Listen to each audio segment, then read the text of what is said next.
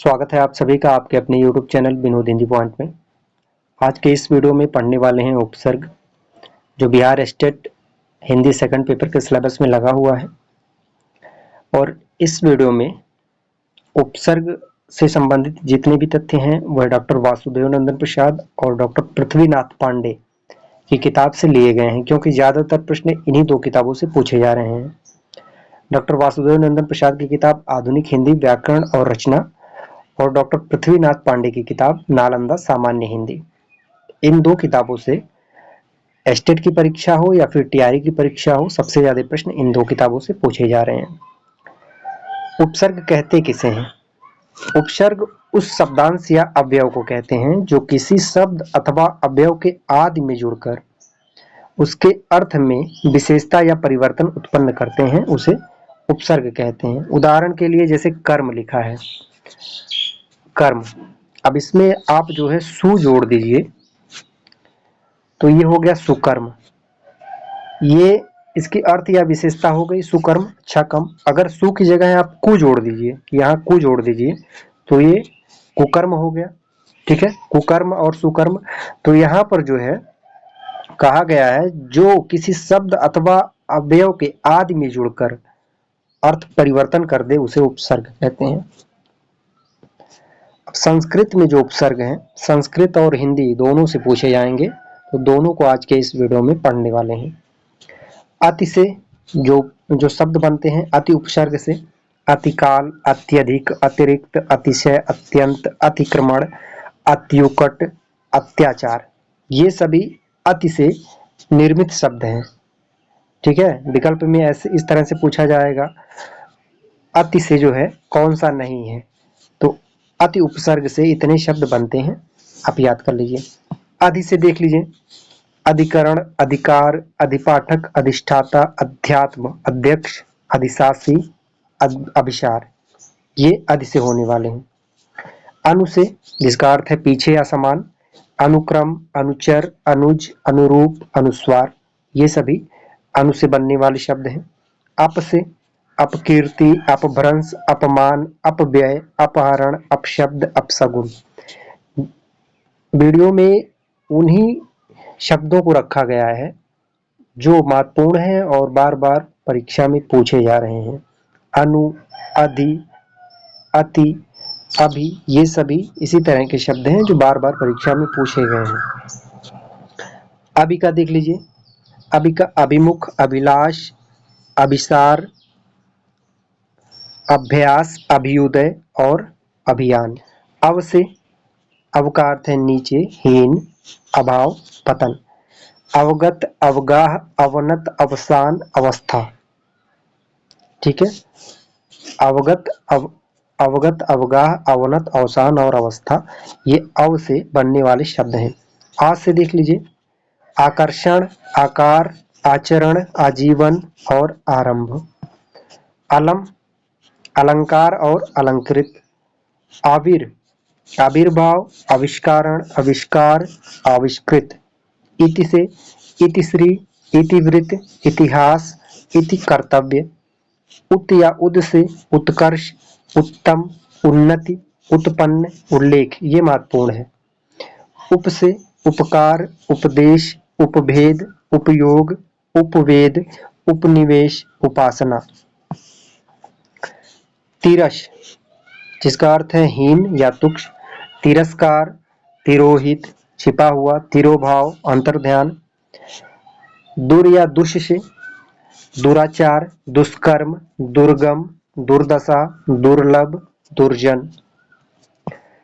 निर या निश से, निष्कृत, निदर्शन, निपात, निबंध, निरूपण, निषेध, निराकरण, निर्वाह, निर्दोष, निर्भय और निरोग। परा, इसका अर्थ है पीछे, उल्टा, अनादर या नाश। परा से, पराजय, पराभाव, पराक्रम, परास्त, परामर्श। परि से बनने वाले शब्द हैं परिभ्रमण, परिक्रमा, परिणाम, परिधि, परिशीलन।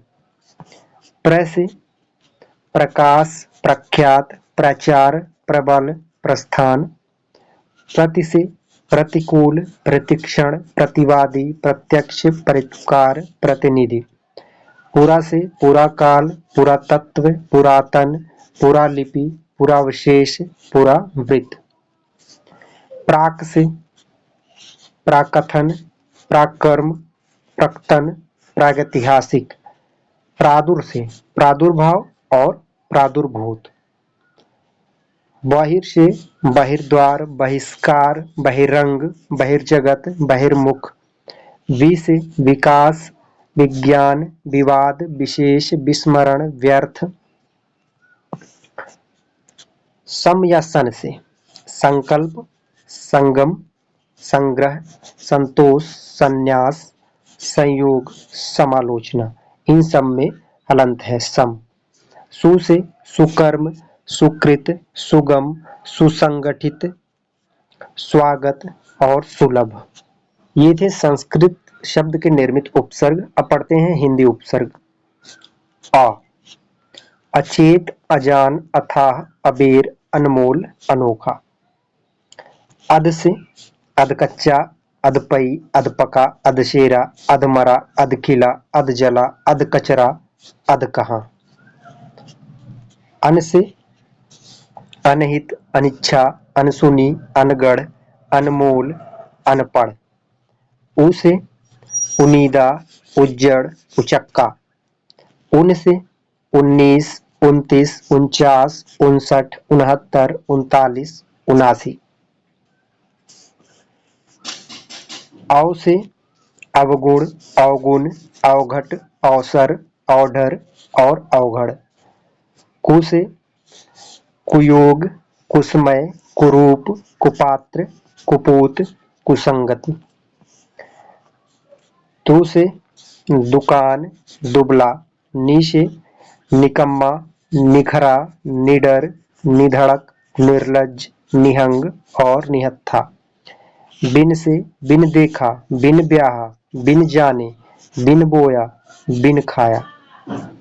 भर से भर पेट, भर दौड़, भरपूर, भरसक, भरशोक। स से सरस, सगोत्र, सहित, सजग, सजीव, सफल।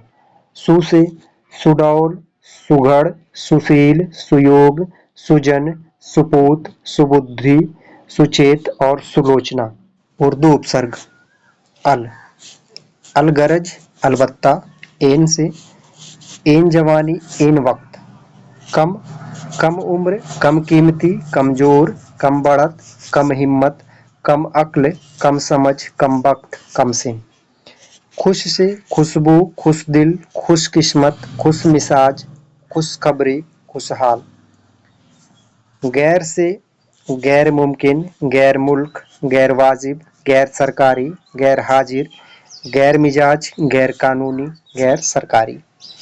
दर से दरअसल, दरकार, दरखास्त, दरहकीकत, दरवेश, दरबार और दरमियान।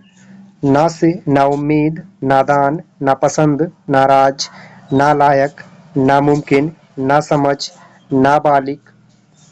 फिल से फिलहाल। फी से फी सैकड़ा, फी आदमी। ये सभी उर्दू शब्द हैं। ब से बनाम, बइजलास, बदस्तूर, बदौलत, बकौल। बद से बदकार, बदकिस्मत, बदनाम, बदबू, बदहजमी, बदमाश, बदतमीज, बदहवास, बददुआ, बदचलन, बदनीयत। बर से बर्खास्त, बर्दाश्त, बरतरफ, बरवक्ता। बा से बावफा, बाकलन, बाकायदा, बामुलजा, बाइंसाफ। बिल से बिल्कुल और बिलमुक्ता। बिला से बिलाशक, बिला दिमाग, बिला कसूर, बिलख्याल। बे से बेईमान, बेदर्द, बेअक्ल, बेवकूफ, बेरहम, बेइज्जत, बेचारा, बेचैन, बेहोश और बेहतर। ला से लाचार, लावारिस, लाजवाब, लाइलाज, लापरवाह, लापता, लाइल्म। प्रतीका है प्रतिक्षण, प्रतिध्वनि, प्रतिनिधि, प्रतिकार, प्रत्येक, प्रतिदान, प्रतिकूल, प्रतिवादी, प्रत्यक्ष, प्रत्युपकार, लगभग दोनों किताबों में जो भी शब्द हैं सेम है। तो आप वीडियो को अच्छे से देखिएगा, सभी शब्दों को ध्यान से पढ़िएगा।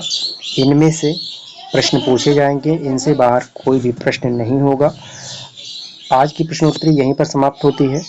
अगला हमारा जो वीडियो होगा वह पर्यायवाची से संबंधित होगा। मिलते हैं अगले वीडियो में, तब तक के लिए नमस्कार।